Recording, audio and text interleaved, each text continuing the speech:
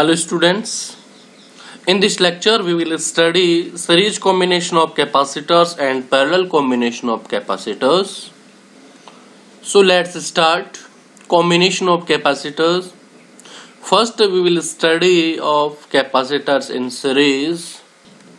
So let us consider that we have three capacitors C1, C2 and C3 are connected or combined in series. The left plate of C1, the left plate of this C1, this plate, and right plate of C3, this plate. Okay, the left plate of C1 and right plate of C3 are connected to two terminals of battery as shown in figure given here.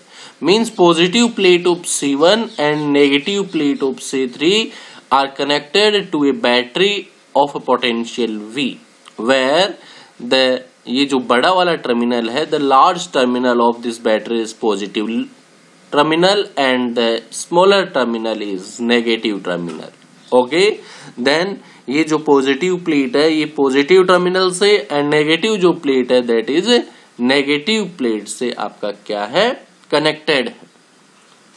And according to figure, it is also shown that the charge of left plate of C1 is positive and right is negative.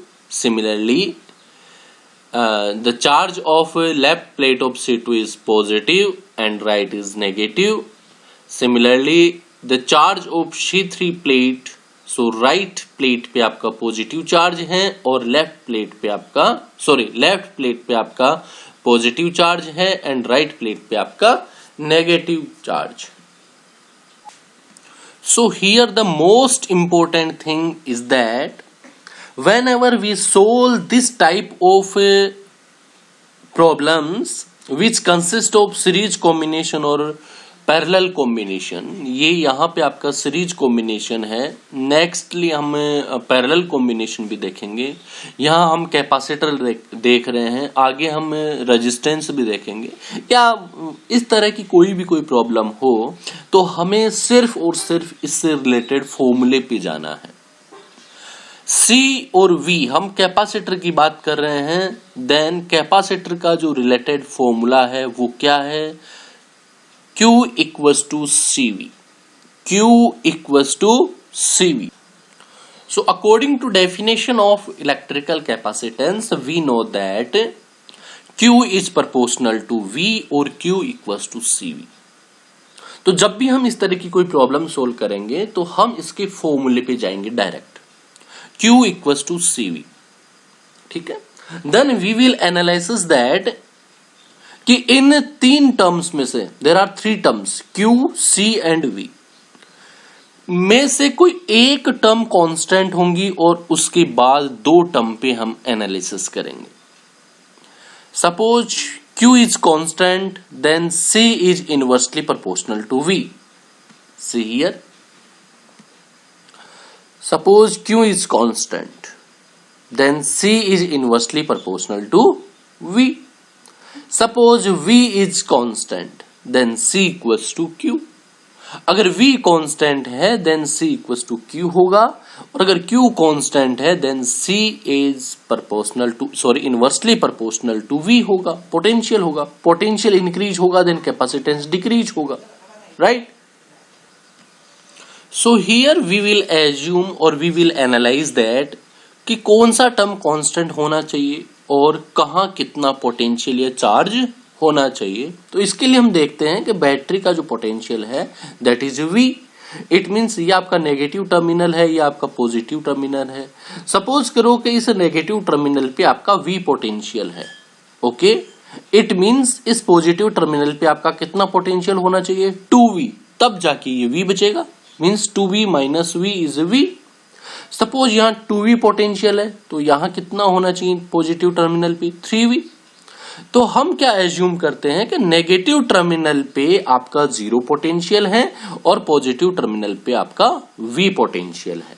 Okay, तो यहाँ अगर 0 potential है, यहाँ अगर V potential है तो C1 के पास वाली जो प्लेट होंगी या जो कॉर्नर होगा, कॉर्नर पॉइंट होगा ये वाला, यहाँ V पोटेंशियल, एंड C3 के पास का जो कॉर्नर है वहां पे 0 पोटेंशियल होगा। यानी यहाँ V पोटेंशियल है, यहाँ 0 पोटेंशियल है, और जो आपका C1, C2 और C3 हमने एज्यूम किया है क्या कि capacitance of the capacitors are C1, C2 and C3।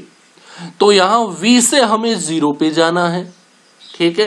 तो या तो क्या करें कि यहाँ हम V/3 दे दे, यहाँ हम V/3 दे दे और यहाँ पे हम V/3 दे दे, ठीक है। कैसे कि V से 0 पे जाएं तो यहाँ V है, तो यहाँ हम क्या कह दें कि ये अगर V है तो ये 2V/3 हो जाएगा, ये V/3 हो जाए, ये 0 हो जाए, मतलब इक्वल डिस्ट्रीब्यूशन कर दें। बट यहाँ पे तो क्या है, कैपेसिटेंस डिफरेंट है, हमने एज्यूम किया है, और यहाँ V है, यहाँ 0 है, तो V से हमें 0 पे जाना है। इट मीन्स ये तो श्योर हो गया कि पोटेंशियल यहाँ डिफरेंट होगा। If the potential is different तो ऑटोमेटिकली हम क्या कह देंगे कि चार्ज विल बी कांस्टेंट। बस आपको यही टर्म समझनी है कि why the potential is different. तो इसको समझने के लिए आपको ये देखना होगा कि on this end there is V potential और यहाँ पे आपका 0 पोटेंशियल है। When we will go from this point positive plate of C1 to negative plate of C3, जब हम यहां से यहां जाएंगे तो हमारा पोटेंशियल क्या होना चाहिए, डिक्रीज होना चाहिए। मींस यहां V पोटेंशियल से 0 पे हम जा रहे हैं, ठीक है। तो हम या तो इक्वल डिस्ट्रीब्यूट कर दे पोटेंशियल को कि यहां भी V/3, यहां भी V/3 और यहां भी V/3, लेकिन कैपेसिटेंस डिफरेंट है। इट मींस हम इक्वल डिस्ट्रीब्यूशन नहीं कर सकते। So we will divide the potential in 3 terms, where C1 के अलोंग हम V1 मान लेते हैं, C2 के अलोंग हम V2 मान लेते हैं और C3 के अलोंग हम V3 मान लेते हैं, और टोटल जो पोटेंशियल होगा वो V1 plus V2 plus V3 हो जाएगा। इट मींस यहां हमने क्या कह दिया कि charge will be constant in the series combination, charge is same in each capacitor and potential is distributed in inverse proportion to capacitance, ठीक है। तो यहाँ पे चार्ज क्या है, देखो कांस्टेंट हमने एज्यूम कर लिया, और जो आपका पोटेंशियल होगा that will B V1, V2 and V3। सबसे इंपॉर्टेंट कॉन्सेप्ट यही है कि हम क्या एज्यूम कर रहे हैं। जब भी इस तरह की हम प्रॉब्लम सोल्व करेंगे then we have to analysis the formula of the related system. यहां आपका कैपेसिटर और पोटेंशियल है, तो हमने डायरेक्ट ही फॉर्मूला क्या लिया, C=QV, और वहां पे हमने किसी एक टर्म को कांस्टेंट करना है और आगे क्या कर देना, उसका एनालिसिस करके डिवाइड कर देना है, बस आगे बहुत इजी है।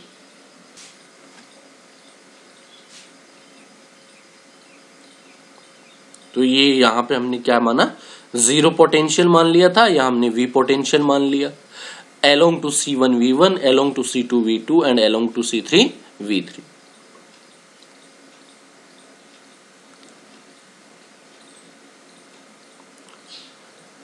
So the total potential V that will be equals to V1 plus V2 plus V3. So according to definition of capacitor, C equals to Q upon V. Okay. So Q upon C equals to V. तो potential drop across the capacitor C1 is V1 and V1 will be Q upon C1 because Q is constant. जो C equals to आपका QV है, sorry Q equals to आपका जो CV है, यहां आपको एक टर्म को कांस्टेंट लेना है और दैट टर्म इज Q। तो सीरीज कॉम्बिनेशन में आपका क्या है, charge on each capacitor will be constant and potential drop along to each capacitor will be different. Okay, so V1 equals to Q upon C1, potential drop across capacitor C2, तो V2 equals to क्या हो जाएगा, Q upon C2. Similarly, potential drop across capacitor C3 is V3, that will be equals to Q upon C3. Okay, then the effective capacitance of the combination is C equivalent. Okay, and C equivalent क्या हो जाएगा, total charge divide by total potential. So Q upon C equivalent, Q upon C equivalent equals to V। और already हम क्या जानते हैं कि जो इफेक्टिव पोटेंशियल है that will be the algebraic sum of individual potentials across C1, C2 and C3 and that will be equals to V1 plus V2 plus V3। ये रहा। तो यहां हमने V की वैल्यू रख दी क्या, Q upon C equivalent. C equivalent is the effective capacitance of combination. Okay, V1 क्या हो जाएगा, Q अपॉन C1, V2 क्या हो जाएगा, Q upon C3 and V3 क्या हो जाएगा, Q upon C3। So Q common आके कैंसिल आउट हो जाएगा and finally we will get 1 upon C equivalent equals to 1 over C1 plus 1 over C2 plus 1 over C3। This is the mathematical expression of the effective capacitance of three capacitors when they are in series combination. Okay, so you have to remember this formula कि series combination का mathematical formula क्या होता है जब हमें equivalent capacitance calculate करना हो। Then 1 upon C equivalent equals to 1 over C1 plus 1 over C2 plus 1 over C3। General formula for effective or equivalent capacitance for a series combination of n capacitors means when n capacitors are connected in series, ठीक है, then the equivalent capacitance of the system will be 1 over C equivalent equals to 1 over C1 plus 1 over C2 plus 1 over C3 up to 1 over Cn. This is the mathematical expression of effective capacitance or equivalent capacitance of a series combination of n capacitors। ठीक है, तो ये general formula हो गया हमारे पास और इसको हमें याद रखना। So finally we can say that the reciprocal of effective capacitance, ये आपका इफेक्टिव कैपेसिटेंस C, तो इसका जो रेसिप्रोकल है that is the algebraic sum of the reciprocals of the individual capacitance. जो इंडिविजुअल कैपेसिटेंस का रेसिप्रोकल है उनके एल्जेब्रिक सम के इक्वल होता है। And one more important thing is suppose C1, C2 and C3 are constant and equal. Constant और equal है तो ये भी मान लीजिए C1 है, ये भी C1 है और ये भी क्या है, C1 है। तो कुल या टोटल जो होगा वो क्या होगा, 3 अपॉन C1। तो जो C इक्विवेलेंट होगा that will be equal to C1 upon 3। Means इनमें जो पहले का कैपेसिटेंस था उसका भी 1/3 हो गया। ओके, मीन्स इसमें जो रिजल्ट निकल के आएगा वो क्या होगा कि C1, C2 और C3 में जो लीस्ट होगा उससे भी कम आपका इक्विवेलेंट होगा। Means capacitance will decrease. Capacitance will decrease, it means ability to store the charge in the capacitor will decrease. इसका मतलब अगर आप सीरीज कॉम्बिनेशन में रखते हैं तो चार्ज को स्टोर करने की जो एबिलिटी है, कैपेसिटी है, वो क्या हो जाएगी, आपकी डिक्रीज हो जाएगी। The effective capacitance in series combination is less than the least of all the individual capacitance. That is very very important thing. Now the next one is capacitors in parallel. So let us consider that we have 3 capacitors C1, C2 and C3 connected in parallel. The left plate of C1, C2 and C3. The left plate of C1, C2 and C3 and right plate of C1, C2 and C3 are connected to 2 terminals of battery of potential V as shown in figure. Means तीनों ही capacitor की जो positive plates हैं वो battery के positive से और तीनों ही capacitor की जो नेगेटिव प्लेट्स हैं वो बैटरी के नेगेटिव से कनेक्टेड है। Okay, so again whenever we solve this type of problem then we have to analyze the formula and the formula is Q equals to CV। और यहां पे जो हम बैटरी देख रहे हैं देन बैटरी के इस टर्मिनल को हम 0 एज्यूम करें then it will be V। So यहां V, यहां V, यहां V, देन C1 की जो पॉजिटिव प्लेट है, C2 की जो पॉजिटिव प्लेट है और C3 की जो पॉजिटिव प्लेट है, उसके पास हर जगह V पोटेंशियल होगा, because these terminals are the common terminals. Similarly यहां अगर 0 है तो यहां, यहां और यहां भी क्या होगा, 0 होगा। It means V0, V0, V0 and यहां भी क्या है, V0। जो यहां बैटरी का पोटेंशियल है वही पोटेंशियल C1, C2 और C3 पे ड्रॉप हो रहा है equally.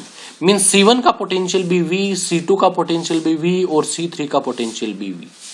It means in the parallel combination potential is same across each capacitor.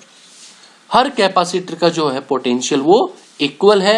It means जो रिमेनिंग टर्म बच गया वो क्या है, फॉर्मूले के according charge. So charge distribution will be different. So the charge is distributed in direct proportion to capacitance. Means charge का जो distribution होगा वो different होगा। Potential क्या है, same। ये देखिए potential तीनों के लिए ही क्या हो जाएगा आपका, same हो जाएगा। And charge will be different Q1, Q2 and Q3. Then now हम कैसे स्टडी करेंगे, जब पोटेंशियल सेम हो गया, चार्ज डिफरेंट है, तो टोटल चार्ज क्या हो जाएगा, Q1 plus Q2 plus Q3। जो V से चार्ज आया, जो बैटरी ने इन कैपेसिटर्स को चार्ज दिया, तो जो टोटल चार्ज है that will be equal to Q1 plus Q2 plus Q3।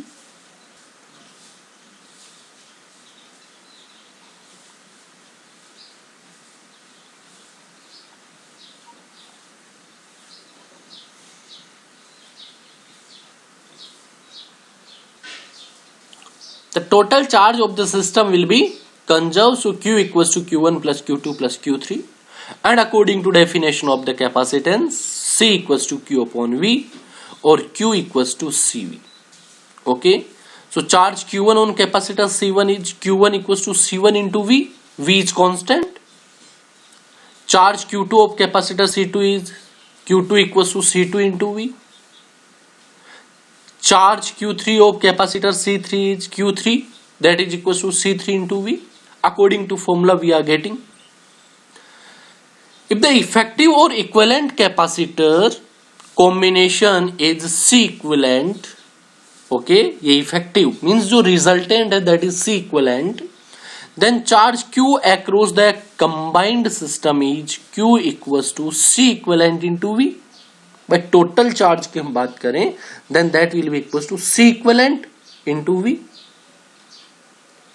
Then Q is C equivalent into V and Q equals to Q1 plus Q2 plus Q3। Now please put the value of Q1, Q2 and Q3 from the above expressions, this one. So C1V plus C2V plus C3V equals to C equivalent V, then V2V cancel out. And finally we will get C equivalent equals to C1 plus C2 plus C3. Means the effective or equivalent capacitance of the system in which the capacitors are combined in parallel combination. So यहाँ ये क्या है, mathematical expression हो जाएगा for 3 capacitors in parallel combination. General formula for effective or equivalent capacitance of a parallel combination of n capacitors is C equivalent equals to C1 plus C2 plus C3 up to Cn। भाई हमने क्या लिया, पहले 3 capacitor लिए थे, अब n capacitors हैं तो क्या हो जाएगा, C equivalent equals to C1 plus C2 plus C3 up to Cn। और the effective or equivalent capacitance of a parallel combination of n capacitors will be the sum of algebraic sum of all the capacitance of individual capacitors। ठीक है, तो ये आपका general mathematical expression हो गया parallel combination के लिए, we have to remember. अब यहां एक बात ध्यान देने वाली है, if C1 plus C2 plus C3 up to जो Cn है सभी को हम ऐड कर दें, ठीक है, तो ये जो वैल्यू है वो इंक्रीज होती जाएगी। और जो इनमें से सबसे बड़ी यूनिट है, सपोज C1 सबसे ज्यादा है या C5 सबसे ज्यादा है, तो जो सबसे ज्यादा उससे भी ज्यादा हमें C इक्विवेलेंट मिलेगा। अगर ये सारे के सारे इक्वल हैं then C1 C1 C1 C1 तो n टाइम्स हो जाएगा, means equivalent capacitance will increase in parallel combination. तो पैरेलल कॉम्बिनेशन में C इक्विवेलेंट बढ़ रहा है, it means ability to store the charge in the capacitor will increase, okay, और capacity will increase. So most important thing is the effective capacitance is the sum of individual capacitance. Means जितने भी आपके capacitance है C1 C2 C3 इनका direct algebraic sum कर दीजिए, हमें क्या मिल जाएगा, C इक्विवेलेंट मिल जाएगा। और पहले जो पैरेलल कॉम्बिनेशन था उसमें हमने क्या किया था कि जो रेसिप्रोकल्स हैं उनका सम कर दीजिए तो फिर हमें क्या मिलेगा, इक्विवेलेंट कैपेसिटेंस मिलेगा। And one more important thing is the effective capacitance in parallel combination is larger than the largest of all the individual capacitance. Means in सब में जो भी सबसे ज्यादा लार्जेस्ट होगा, सबसे ज्यादा लार्ज होगा, उससे भी ज्यादा आपका C इक्विवेलेंट होगा। Okay students, thank you.